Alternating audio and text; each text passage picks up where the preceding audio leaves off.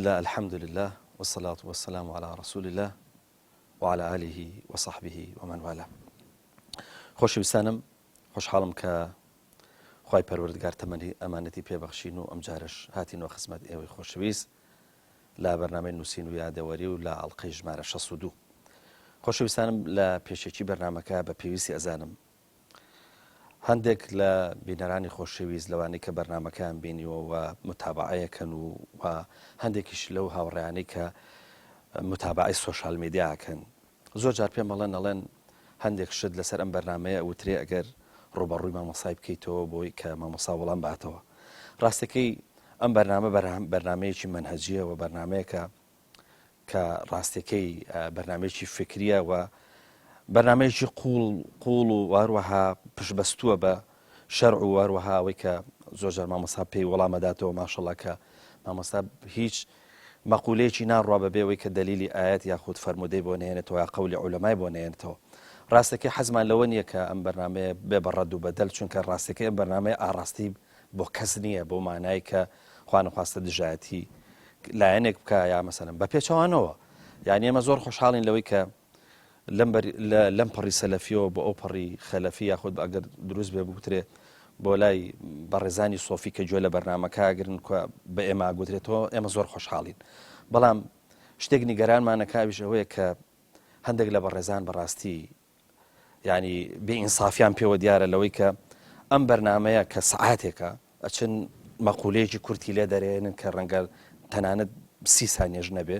على ئاساس دێن ڕەدیە دەنەوە یاخود بە جۆرە لە جۆرەکە من بە تەسەوەری من ئەمە جگە لە بێئینسافی هەر ناشەرعیشە ینی تۆ قسەیەک لە سیاقی خۆی دەربێنی واروەها بەو مانای کە تۆ ئەتوانی ڕەدی بیتەوە. قسەکانی مامۆسا ڕوون و ئاشکران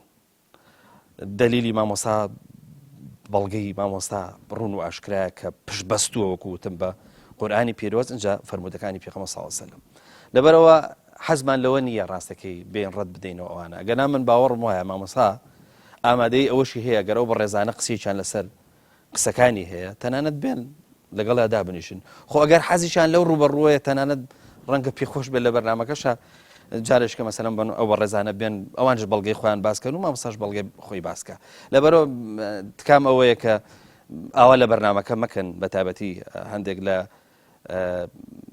هەندێک لە برایان پێم خۆش نییە بە خصوصی ناویان بێنم هەندێک هینمان بۆ هاتۆتۆ وردە ڤیدۆ کە بەڕاستی ینی پێم خۆش نییە بە هیچ شێوێک باسی کەم چکم ڕاستێکی شایانی ئەوە نییە. بۆی هیوادارم ینی هەمومان بە ئینسافەوە گوێ لە بەرنامەیە بگرین چونکە ئەم بەرنامەیە بۆ هەمووانە و بە یەک مەساح لە هەمویانەوە ینی بە یەک ئاست لە هەمووانەوە نزیکە باوەڕ بکەن چەندێک بۆ خەڵکی حیزبی ئەوەش بۆ برایکی سەلەفی ئەوەندە بۆ برایکی سۆفی ئەمە هەمومان خۆشەوە هەمومان برایەکین تەمەناوەکەم کە ئینشاءڵڵا ئەم مەقولەیە بەس بێ بۆ ئەوەی کە ئەو تێڕوانینە لە بەرنمەکە نەبێت. مامۆستا من بە پێویست زانی نازانم جەنابیشت من نازانم بۆچ فەرموو بەڵام دەستت خۆش بێ نازانمیدی ڕاستەکەی من چونکە دەرفەتم نییە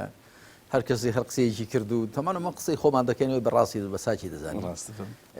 بەزە تو بۆ خۆت دەزانی ینی مەبەست پێ چیە و چۆنە ڕاستەکەی من ئاگەم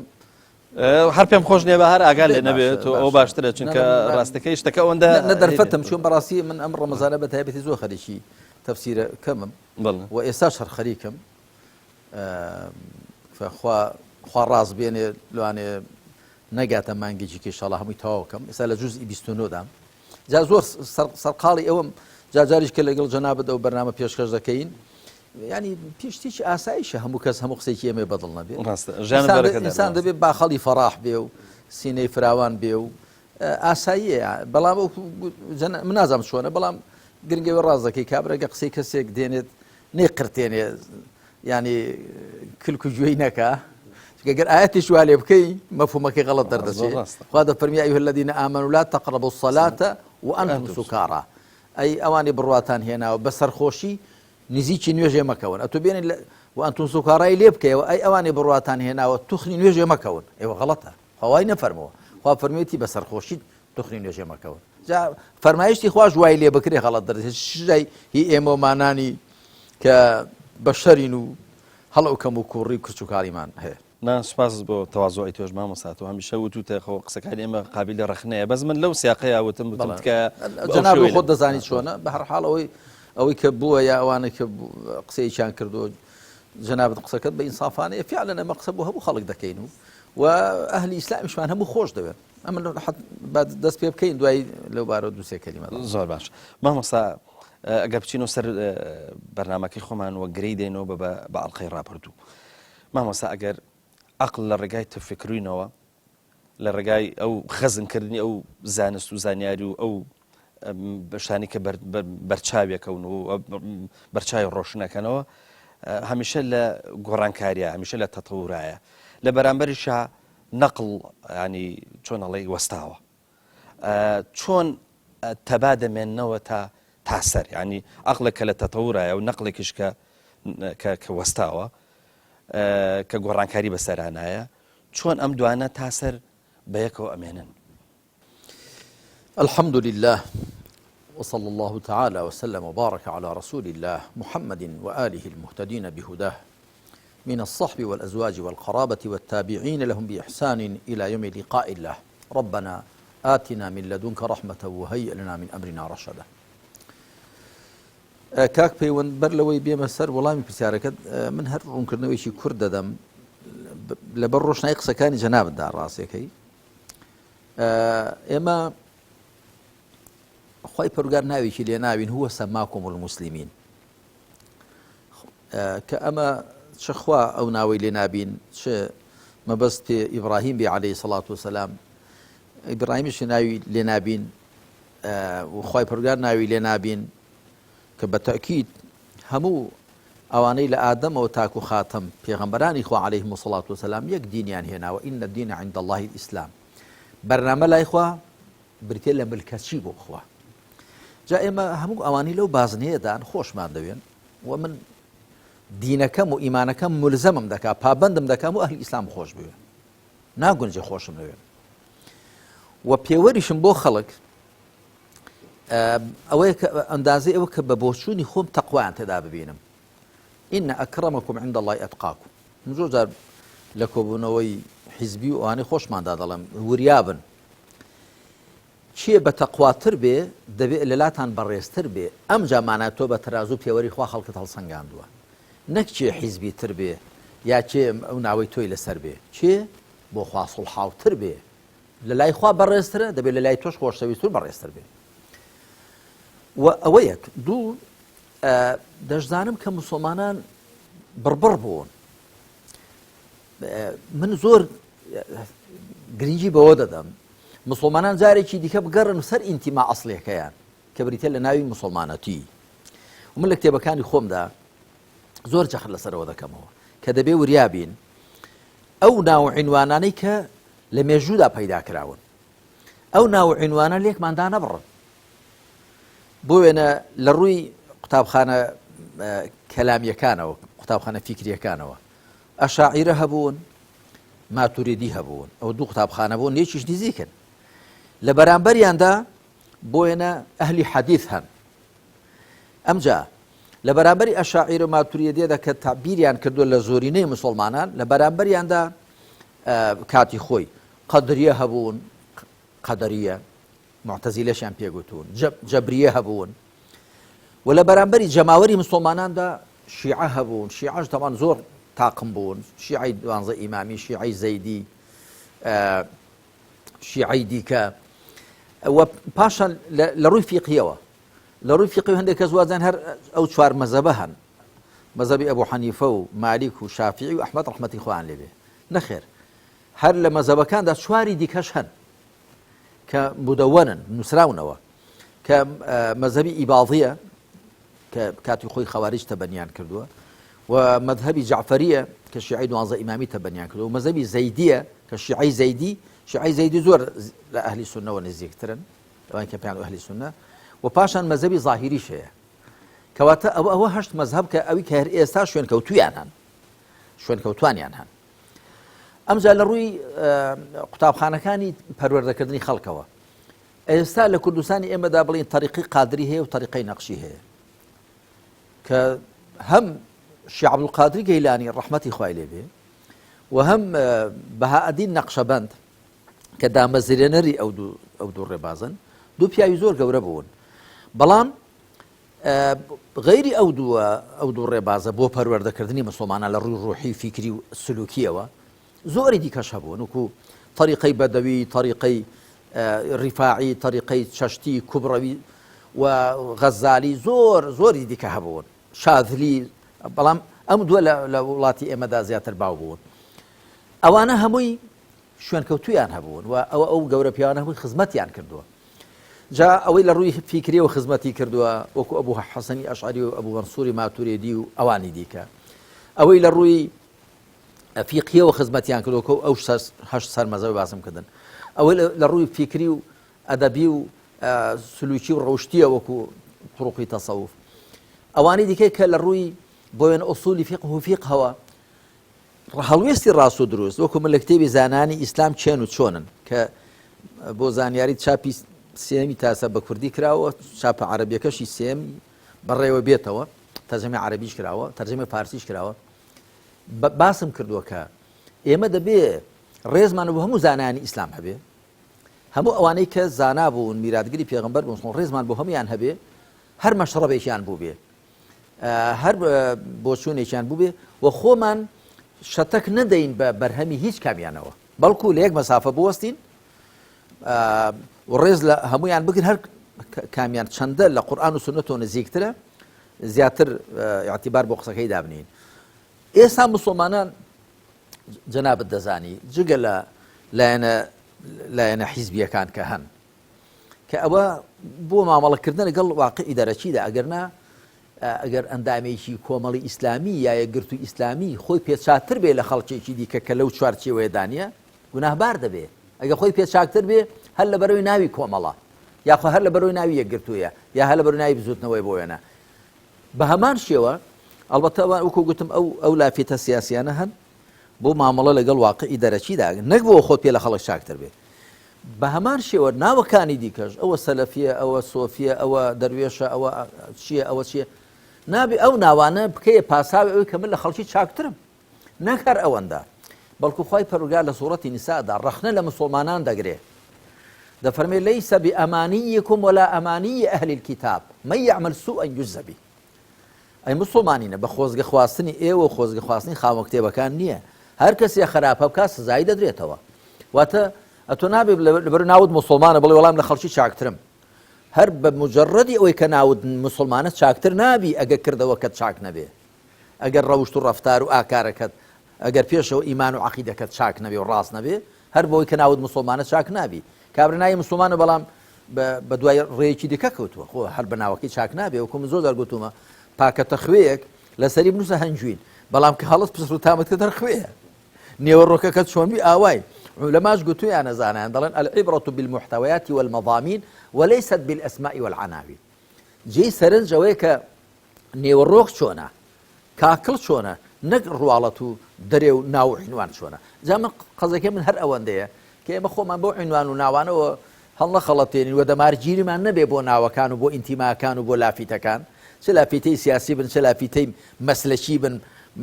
مەذهبی بن طریقەتی بن مەشرەبێکی دیکە بێ سەلەفیە خەلەفیە چی هەیە ئەمن هەر هەمەکەم ئەوەیە چونکە بۆ مسڵمانان پڕژاون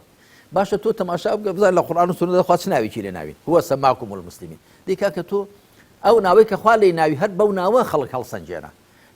مەچۆ ناوێکی دیکە لە خۆت بنێی و بیشیکەی بە پێوەەر وەکو گوتم یەکێ بۆ هێ بڵێ بۆ ئێوە ئەو مەجموعە ناویان کۆمەڵی ئیسلامی ئەوی دیکە ناویان گرتووی ئیسلامی دەڵێم ئەوە بۆ مامەڵەکردن لەگەڵ واقعی دەرەچیدا ئەگەر ئەگەر بۆ ئەوە بێ وەڵامە لە بەروی ناوم ئەوەی لە خەڵک چاکترم گوناهبار دەبی فلا تزەکوا ئەنفوسەکم هو ئەعلم بمن اتقى خۆتان پێ چاک نەبێ بەهۆی ناوێک لە خۆتان ناوە خوا زاناترە بەوەی چێ بە تەقواترە کەواتە ئەساسەکە بریتێ لە تەقوا ئەوە ویست ئەو ڕووکردنەوەی بدەم و هەر کەسێکی ژەگەرە مە قسەیەکم کردبێ بە کەڵێک دڵیبی پێ نیگەران بوو من داوای لێبوورنی لێ دەکەم من نازانم بەڕاستی من بەستیشت پێچێ بوو بەڵام گرنگەوێ من ئاوا وەکو جەنابەت بەخوا من بەبێ غەرەزی قسە دەکەم مسڵمانیشم هەموو خۆش دەوێن بە ئەندازەی ئەوە کە تەقوایان پێوە ببین بوو پێم وایە بۆ خوا سوڵحاون و دڵسۆزم خۆشم دەوێن ئیدی بەڵام دەشمەوێ بەڕاستی غەڵەت و پەڵەت و خوار و هێچی مسڵمانان ڕاستکەمەوە بەچی بەو تەرازوی قورئان و سونەت و دەمەوێت خۆشم و خەڵکیش بینە سەر ئەو ڕاستە شەقامی پێغەمبەر صلی الله علیه وسلم و هەر لە دەریای شریعەتیشدا هەم وەڵامی هەم پرسیارەکانمان دەست دەکەوێت و هەر بە ڕێبازی شریعەتیدا دەتوانین هەمومان کۆبینەوە بەڵام بەخوا بەو باریکە ڕێیانەدا بەو ڕێچکەوتانەدا کە بۆ خۆمان ئەو عنوانانی کە بۆ خۆمان دامانناوە جێ هەمووان تێدا نابێتەوە بێمە سەر وەڵامی پرسیارەکەت پرسیارەکە مامۆستا بریتی بوو لەوەی کە وتمان عقل بەردەوام تەتەورەکە بەڵێ لە یادمە پرسیارەکەم لە یادە دقیش وحی چەسپاوە عقل گۆڕاوە یاخود من لامە بێ لە کتێبەکەدا بەو ناونیشانە شێناومە کە ئایا ژیانێکی وحیێکی وەستا و چۆن دەفریای ژیانێکی گۆڕاو دەکەوێت چونکە ژیانی گۆڕاو دیارە پێویستی بە بەردەوام گۆڕانکاری لە بۆچوونەکاندا هەیە وەڵامەکەی ئەوەیە کاک پەیوەند ئەوە ینی هی ئەوەیە یەک کتێبی لەسەر دابنێم بەڵام هەر بە کورتی دەڵێم لە ڕاستیدا نە لە دیندا هەموو شتێک وەستاوە نەدین هەمووی وەستاوە و نەژیانیش هەمووی گۆڕاوە نەعقل هەموو شتێکی گۆڕاوە و نەدینیش هەموو شتێکی وەستاوە دین دیارە وەکو دەقەکان چەسپاوە 6236 ئاەت وەکو گوتم 7,000 ئەوەندە وشە 320,000 ئەوەندە پیتە قورئان ئەوە نەلێ کەم دەکەن لە زیاد دەکرێت دەقەکانی سنەتیش فەرمایشتەکانی پێغەمبەر صلی الله علیه وسلم واتە ئەوەی کە فەرموونی بەدەمی و ئەوەی کە کردوونی و ئەوەش کە دانی پێداهێناون یعنی ئەقواله و ئەفعاله و تەقریراته ئەوانش هەر چەسپاور و سنووردارن ئەوە ڕاستە بەڵام تێگەیشتن لە ئاەتەکان گۆڕاوە خوا سبحانه وتعالى ئەم قورئانەی وا فەرمووە کاک پەیوەند ئێستا کە منەوە خەریکم دەگەمە کۆتایی تەفسیرکردنی قورئان بە زمانی کوردی کە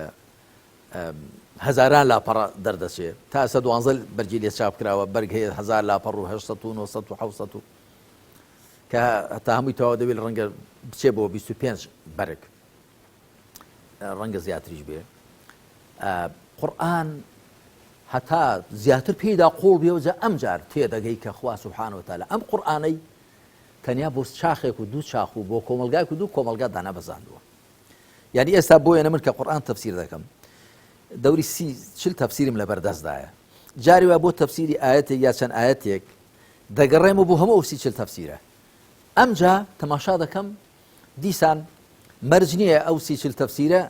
ئەوەی کە بە بۆچوونی من ئەوەی کە پێویستە لەبارەی ئەو ئاەت و هەمویان توانی بیان ڕوونی کەنەوە بیڵێن و دەری بێنن بۆیە ئەوەش حکمەتی ئەوەیە کە پێغەمبەر عەلەیهی سەڵات وسەلام بۆچی دانەنیشتووەی قورئانمان بۆ تەفسیرکە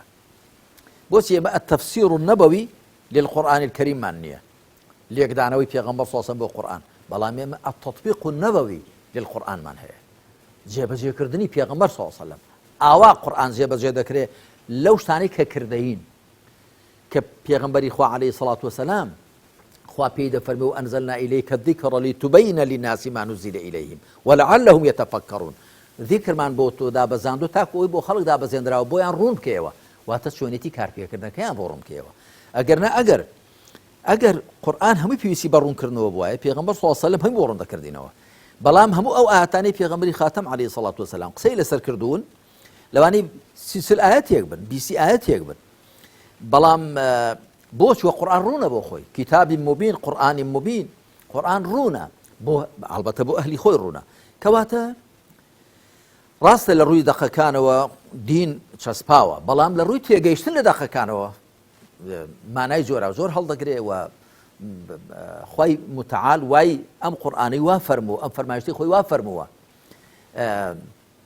هەتا بەشەر لەسەر زەویە بتوان مانای تازەی لێ دەربێنن تێگەیشتنی تازەیان بۆی هەبێ ئێستا من دەرفەت نییە من نمونە بێنمەوە یعنی ئاەت هەیە کە زانایان وای لێ حاڵی بوون لە سەردەمی خۆیدا تێگەیشتنەکەشیان ڕاست بووە ئێستا بە زۆریش کەی لێ تێدەگەن ئەو تێگەیشتنش ڕاستە بۆ لەمە دوا زۆرێک کە بۆ یەک وێنەی بچووک بێنمەوە یەک وێنە خوای پەروەردگار دەفەرمێ سەنوریهم ئایاتنا فی الآفاق وفي أنفسهم حتى يتبين لهم أنه الحق أولم يكفي بربك أنه على كل شيء شهيد لەمەودووە نیشانەکانی خۆمانیان لە ئاسۆیەکان و لە خۆشیاندا پێشان دەدەین تاکو بۆیان دەرکەوێت کە قورئان حەقە ئایا بەس نییە کە خوا چاودێرە بەسەر مشتێکەوە ئاگاداری مشتێکە ئەمە کاتی خۆی کە هاوڵان خوێندویانەتەوە گوتیانەوە ئەوە لە داهاتوودا خوا نیشانەکانمان پێشان دەدا لە گردووندا و لە خۆشماندا وانە تابعین خوێندویانەتەوە گوتیانەوە دەفەرمێ لە لەوە دووە دوای تابعین ئێستا کە دەیخوێنینەوە دیسان پێمان دەڵێ لەمە دووە یعنی چی یعنی بەردەوام زانستی مرۆڤ بەرە پێشەوە دەچێت و بەردەوام تا زانست بەرەو پێشەوە بچێ نهێنیەکانی قورئان زیاتر دەردەکەون و حەقانیەت و ڕاستی قورئان زیاتر ئاشکرا دەبێت ئەوەش بەرهەمی چێ بەرهەمێک کە خوا ئاگاداری هەموو شتێکە ئەو خوایە سبحانه وتعالى کە لە سەدەی یەکەمی کۆچیدا قورئانی بۆ پێغەمبەری خاتم عەلەیهی السەڵات وسەلام دابەزاندووە سەدەی پانزەیەمی کۆچیشی لەبەر چاو بووە و چەند سەدەی دیکەش کە دێن و ژیانی بەشەر بەردەوام دەبێت لەسەر جە هەمووی لەبەر چاو بووە ئەو فەرمایشتە کە ئەو کاتە فەرموویەتی هەموو ئەو شاخ و ڕۆژگار و سەردەمانەشی تێدا ڕەچاو کردووە مامۆستا لە خاڵی دووەمی ئەم بابەتەیە هاتووە زانیاری بناغی کردەوەی و هەر کارێک بناغێکی زانستیانی نەبێ پوچ و بێبەرهەمە یەکسەر دەنووسی بەڵێ ئەمیش خاڵێکی دیکەی هاوبەشی نێوان ئیسلام و عەلمانیەتە بە شێوەیەکی گشتی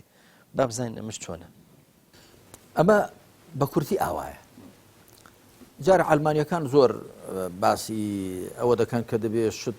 زانستیانە بێ و تەڕادێک ئەوە لە واقعیشان ڕەنگی داوەتەوە یاتە ئەو وڵاتانی کە عەلمانیەتیان ینی سیکۆلاریزمیان جێبەجێ کردووە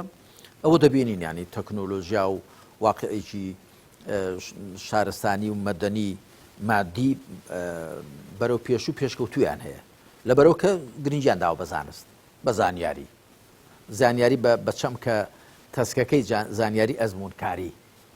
زانیاری کە بەرهەمی عەقڵ و پێنجشەستەکانە ئەوە دیارە بەنسبەت ئەهلی ئیسلامیشەوە کە زانیاری بناغەی کردەوەیە دەتوانین زۆر بەڵگە بێنینەوە جارێ دوای سەرنجێکی واقعی مێژووی موسڵمانان دەدەم بەڵام توانین زۆر بەڵگە بێنەوە بۆیە خوای پەروەردگار دەفەرمێ فاعلم أنه لا إله إلا الله واستغفر لذنبك وللمؤمنين والمؤمنات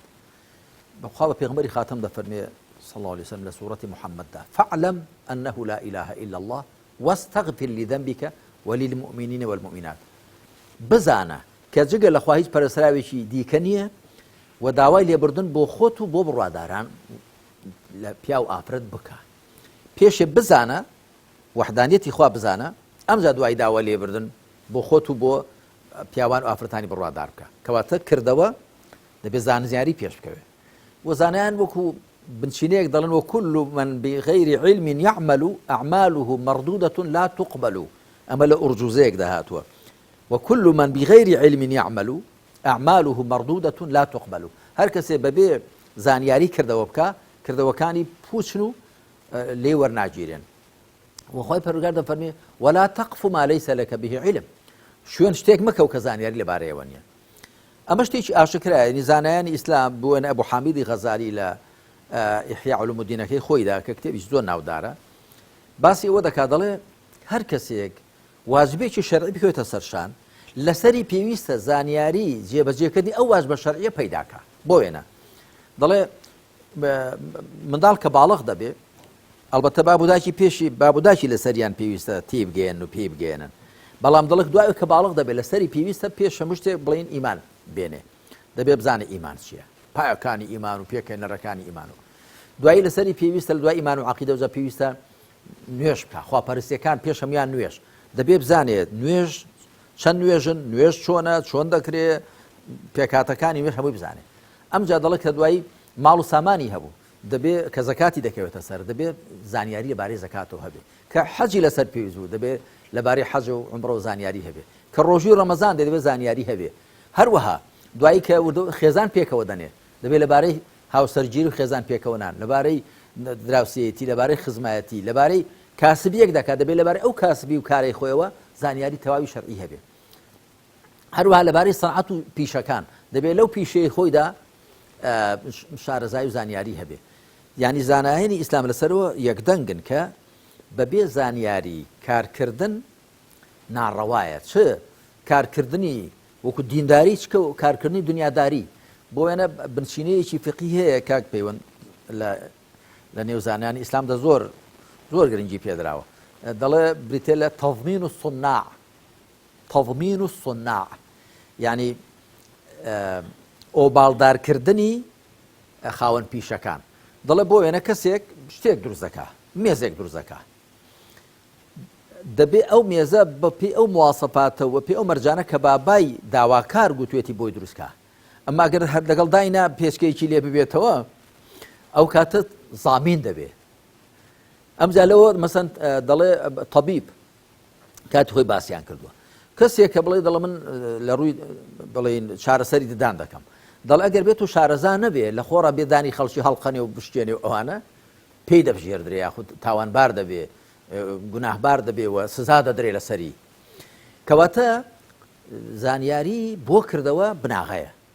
هیچ کردەوەیەک نە دینداری نە دنیاداری بەبێ زانیاری نابێ مرۆڤ دەستی لێ بدا مامۆستا ئەگەر تێبینی ئەوە بکەین کە ڕۆژئاوا بە ململانەیەکی گەورەی نێوان ئەگەر دروست بێ عەقڵ و مەسەلەن ئاینداری خۆیانیان دین بە جۆرە لە جۆرەکان بە ململانەیەکی زۆر داتێپەڕیوەوە ڕەنگە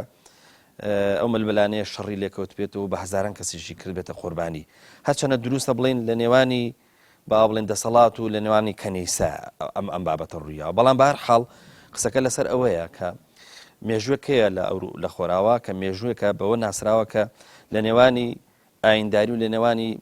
با بڵێن دەسەڵات و یاخود بڵێن لە نێوانی عەقڵ و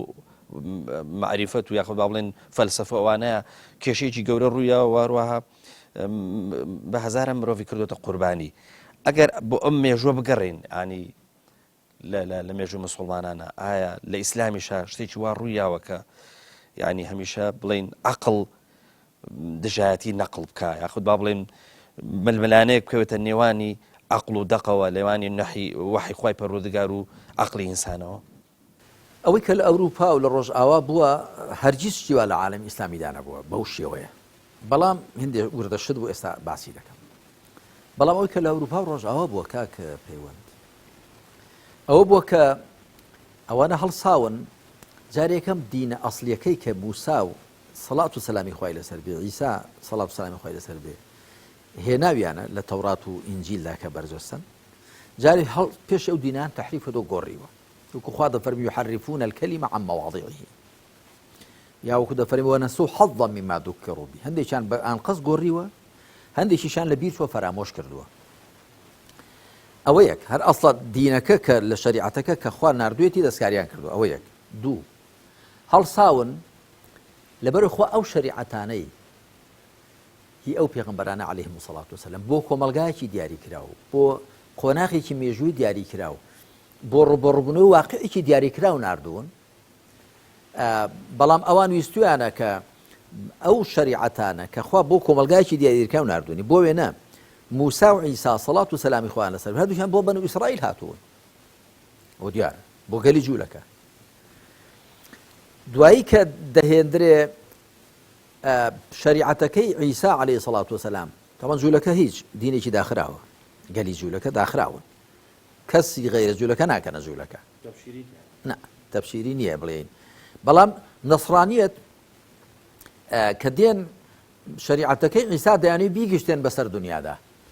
وەختێک کە تەماشا دەکەن لە ڕۆژهەڵاتی ئاسیا و لەم لا و لە ئەوروپا و لەولا تەماشا دەکەن ئینجیل یعنی ئەگەر وەکو خۆشی پارێزراو بووایە کە خوا ئینجیلێکی ناردوو بۆ عیسا عەلەیهی سەڵات وسەلام وئاتەیناه الئینجیل بەڵام ئێستا چوار ئینجیلیان لەبەر دەزانەوە هەر دیارە بۆ خۆی هەر لە ڕێوە دیارەکە یەکە و کردویانە بە چوار ئەو چوارەشان لە نێوان هەفتا ئینجیلدا هەڵبژاردووە بەس مامۆستا یەک قەوسم بیتێ ببوورە بۆی خزمەتێکی ئەم بابەتە بکەین بە ڕێزێک ینی بە کەسێکە جوابی بۆ ناردوو وتیان لەگەڵ مامۆستایەوە زۆر باسی ئینحرافی مەسەلەن دینی نەسڕانی یاخود بڵێنەوەی کە پێگوترێت بە جۆرە لە جۆرەکان ئیمەسیحێت ینی باز لە شەریعەتەکەن کە دەستکاری کراوە بەزەوە بە ڕێزا وتی لە مەسیحێتە شتێک نییە بە ناوی وەکو چۆن قورئان هات پێتە خوارەوە بۆ پێغەمبەر صلی الله علیه وسلم ئاواش ینی شتێکی تایبەت هەبێ مەسەلەن هات پێ بۆ عیسا عەلەیهی سەلام بەڵکو کۆمەڵێک پرانسیپە ئەم پرانسیپانە لە هاوڕێکانی عیسا عەلەیهی سەلامە ڕەنجی داوەتەوە هەر یەکیان بە جۆرێک جێڕاوێنێتەوە بۆیە ئەم جۆرە لە ئینجیل پەیدا بووە حەزم کرد ئەوەش بەڵێ من بۆ ئەو بەڕێزە ڕاستکەمەوە بەڵێ ئەم بۆی ڕازەکەمەوە خوا سبحانه وتعالى دەفەرمێ وآتەیناه الئینجیل ئینجیلمان پێدا بە عیسا عەلەیهی سەڵات وسەلام فیه هودە ونور ڕێنمایی تێدا بوو ڕۆشنایی تێدا بوو ئەو هیچ نییە ئەو قسانەی ئەو کردوێت ئێستا من ئەوەش ڕوون دەکەمەوە ئەوە چۆنە بەڵام خوا ئینجیلێکی دابەزاندوو بۆ عیسا وەکو چۆن تەوراتی دابەزاندوو بۆ سەر موسا و زەبور بۆ داوود و صحف بۆ ئیبراهیم و فرقان و قورئان و ذیکر و کتابی بۆ سەر محەممەد عەلەیهی سەڵات وسەلام کە هەری یەکشتە ئەوەی کە و گوتوێتی ئەوە دوای ئەوەی کە ئەو ئینجیلەی کە خوا بۆ عیسای دابەزاند بوو لە دەستی نەسرانەکان دەفەوتە عیسا خۆی خوا بەرزی کردو بۆ ئاسمان کە ئێستاش نەسرانیەکان نازان هەر پیان وا لە سێدارە درراوە بۆ دوایی ناشتویان و دوای زیندوو بۆتەوە ئەسڵ و ئەساسی نییە خوا ئەو ڕاستیە بۆ نەسرانیەکان دەرخستووە کە وما قتلوه وما صلبوه ولكن شبه له نەکوشتیان نە هەڵیشان واسی بەڵکو وێنەی عیسایان بۆ برایە سەر یەکێکی دی کە یەهودای ئەسخەڕیوتی بوو و ئەویان لە جیاتی عیسا لە سێدارەدا عیسا خوا بە کڵاو ڕۆژنە بەرزی کردەوە رفعه الله إليه خوا بەرزی کردەوە لە دوای خۆی ئاین و بەرنامەکەی عیسا حەواریەکان تا مابوون پێوە پابند بوون بەڵام دوایی لەگەڵ ڕۆمەکاندا وە جوولەکەکان دژایەتیان زۆر کردن دوایی ئەوە بوو کە وەکو هیچێک لە زانایانی مێژونووسی ئەوروپایی دەڵێ ترومت النصرانية ولم يتنصر الروم دەڵێ نەسرانیەت بوو بە ڕۆمی ڕۆمەکان نەبوونە نەسرانی چونکە بۆ ڕۆمەکان چەند پەرستراویان هەبوون بەڵام دینی عیسا یەک پەرستراوە کە خوایە سوبحانە وتەعالا هەڵسان سڵحیان کرد وەکو بڵێ ئەوروپایەکان گوتیان ڕۆمەکان گوتیان نە ئەو هەم پەرستراوانەی ئێمە نە ئیوەش یەک پەرستراو لەسەر سیان ڕێککەوتن سێ الله الابن الروح القدس خوا و کوڕ و گیانی پیرۆز کە لە ڕاستیدا ئەو تەثلیث و سیانیە شیرکە جا دوای حەواریەکانی عیسا عەلەیهی سەڵات وەسەلام هەر کامێکیان بیرەوەریەکانی خۆی نووسیوەتەوە ئێستا ئەڵبەتە کاتی خۆی 7 کتێب بوون ئەوە موود مێژووی ئەوروپایەکان بخوێنەوە لە نێو 7 ئینجیلدا واتە 7 کەس لە حەواریەکانی عیسا حەواریەکانی عیسا 12 کەس بوون نیشان لە سێدەرەدراوە 11 ماونەوە بەڵام خۆ ئەوانش قوتابیان هەبوون 7 کتێب و بیرەوەری نووسراونەوە ئێستا تۆ کە تۆ ئینجیلی مەتا ئینجیلی مەرقوس یۆحەنا لۆقا دەخوێنیەوە چی دەبینی دەڵێ عیسا هات وای گوت و عیسا هات واچ و ئەو وابوو ئەو واچ و هەمووی بیرەوەرین ڕاستە ئەو ئینجیلەی کە خوا بۆ عیسای ناردوو عەلەیهی سەڵات وسەلام مەگەر هێندێکی لە نێو ئەو بیرەوەریانەدا مابێت ئەگەنا لە ڕاستی ئینجیلەکەی عیسا زایە بوو ون بوو ئەجا دوایی تەماشایان کرد ناکرێ 7 ئینجیل و 50 ئینجیل هەڵسان ئەو چواران تێدا هەڵبژاردن کە ئینجیلێکی دیکە شێ بەڵام نەسرانیەکان دانی پێدا ناهێن ئینجیلی بەرنابا کە من ئەویشم لایە ئەو ئینجیلی بەرنابا دەڵێ عیسا پێغەمبەری خوا بوو بەندەی خوا بوو و چۆنێتی ئەوە چۆن عیسا بەرز کراوەتەوە بە کڵاو ڕۆژنەدا و لە سێدارە نەدراوە بەڵکو ئەوەی کە وێنەی عیسای براوەتە سەر لە سێدارە دراوە وەکو چۆن قورئان دەفەرمێ ئەوەشی تێدایە بەهەرحاڵ ئەوە بەحسێکی دیکەیە من لە تەفسیری سوورەتی النیساءدا و لە تەفسیری سوورەتی المائیدەدا ولەو مۆسوعەی ئیمان الحادەوە تەفسیل باسی ئەوانەم کردووە بێمەوە سەر ئەسڵی ئەوە کە جەنابت گوتت ئایا لەوەی لە ئەوروپا بووە کاکە لە ئەوروپا کاکە پەیوەند بۆیە دەڵم ئەوەی کە لە عالەمی ئیسلامیدا بووە هیچ ناچێتەوە سەر لە ئەوروپادا لەوەی لە ئەوروپا بووە دادگای پشکنینیان داناوە محاکم و تەفتیش بۆچی ئایا کێ لە دینی نەسڕانی لای داوە جا چ بوو بێتە جوولەکە چ بوو بێتە موسڵمان چ بوو بێتە ئەوان پێیان گوتووە بڵێن هەرتەقەی کردووە زیندیق ینی لە دین لای دابێ ئەوانە دادگایان کردوون و هەزاران کەسیان سووتاندووە بە بیانووی ئەوە کە لە ئاینی نەسڕانی هەڵگەڕاوەتەوە جا دەمیست ئەوەش بڵێ بکە ئەوانە بەوەندە ئیکتیفا نەکرد کە دینەکەیان گۆڕی هەڵسان هەندێک بیردۆزەی و هەندێک زانیاری کە لە فەلسەفەی یۆنانیەوە لە هێندێک زانستی دێکەوە تێکەڵیان کرد ئاوێتەیان کرد دوای ئەو زانستانە کە هی فیکری بەشەرن زادەی فیکری بەشەرن کە لەگەڵ واقعدا تێک دەگیران لەگەڵ عەقڵدا تێک دەگیرە چونکە تازە هەمویان تەقدیس کرد بوو دەیانگوت هەر کەسێک دژی ئەوە بێ ئەوە دژی دینە چونکە کردیان بە بەشێک لە دین بۆ وێنە هەندەسەی ئیقلیدیس نەزەری بەطلیمۆس لەبارەی گردوونەوە هەندەسەی ئیقلیدیس لەبارەی گردوونەوە هەروەها ئەو طیبەی کە زانا یۆنانیەکان دایان هێنابوو هەموو ئەوانیان کرد بۆ بەشێک لە دین دوای کە زانست بەرەو پێشەوە و ڕەوتی جان بەرەو پێشەوە و تەماشان زۆر لە بیردۆزانە ڕاست نین ئەوانشان کردبوو بە بەشێک لە دین دایانگو فڵانکە دژی دینە نەیاندەگوت دژی بیردۆزەیە کە دژی بیرۆکەیە کە نەسڕانیەکان تێکەڵ بە دینیان کردووە بەڵام لە ئیسلامدا قەت شتیوانە بووە بۆیە زانایان کە زانانی مێژوو نووس ئەوانی بە ئینسافن بە مسلمان نامسلمانەوە دەڵێن زانیاری علم الرجال زانیاریەکە تایبەت بە ئەهلی ئیسلامەوە یەک زانیاری تایبەتیاندانا بە ناوی علم الرجال علم الأسناد پیاوناسی یعنی چی جا مثلا علم الجرح والتعديل كآية أم دقة كدلين ديار القرآن وهم يتبع تواتر بما جيشتوا بلام دقيقاني سنة آية پیغمبر صلى الله عليه وسلم فرمويتي زين شون أو لشيء شيء بيسوا ساغيان كردو توا بوين أجر كسي يكبو بك والله فيها زور بدين وتشاكو ودروي نكردو بلان زازاش تي لبير شو قلت أنا وحديثنا صحيح نيا بو أخذ بيني شيء لوش أنا كلبيري شو أبوه يا قلت أنا والله هو عدلي هبوا ولا ضبطي نبوه يا ضبطي هبوا ولا عدلي نبوه زور بالتقوى نبوه يا زازار رنج فشقياتي كربيه بوينا حتى أبو خالد دجرناه ك شو شتيشي بيستوى نايو حديثي في غمر صلى الله عليه وسلم دوادي بات سر كابراك كذا شيء والله خي شي ليبر هالدا أبو حشتر بو هرشي بده يبيجري توا تماشا دك كوشي بو قرتوتو ها كرو بو والله اللي بوي بيته بولاي بخاري دله والله من شويه شي دور وهاتم حديثي دله بلا والله با والله خي بقر دله وشي له كوشدا دله والله لما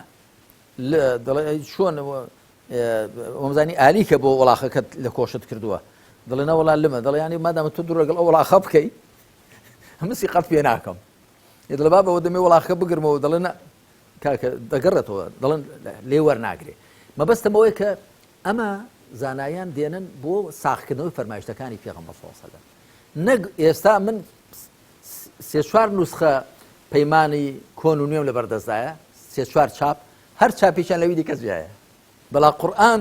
لەو کاتەوە کە خوا سبحانه وتعالى بە جیبریلدا بۆ سەر دڵی مبارەکی محەممەد عەلەیهی السەڵات وسەلام دایبەزاندووە وەکو گوتم زانایان دەڵێن 114 سوورەتە 6236 ئاەتە